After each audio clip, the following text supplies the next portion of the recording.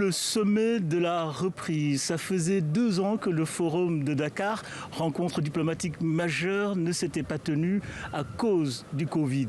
Entre-temps, la situation sécuritaire au Sahel s'est fortement dégradée au point, chose rare, que le seul président du G5 Sahel présent ici à Dakar avoue sa faiblesse. J'ai même la faiblesse de penser que pour certaines armes, la proportion chez les terroristes est supérieure à celle détenue par les forces régulières. La grande erreur des partenaires est leur faible implication dans le combat contre le trafic des armes en provenance de Libye, qui est pourtant le paramètre le plus important dans la prévenance de ce terrorisme.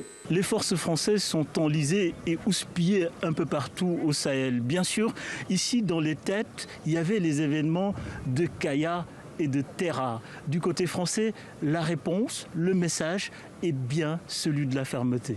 La France n'a pas d'agenda caché au Sahel. Et prétendre le contraire, c'est faire le lit du terrorisme. Tous ceux qui attisent les discours anti-français jouent pour un autre camp, dont les intérêts semblent profondément diverger de ceux des États sahéliens et des populations qui, rappelons-le, sont les premières victimes du terrorisme.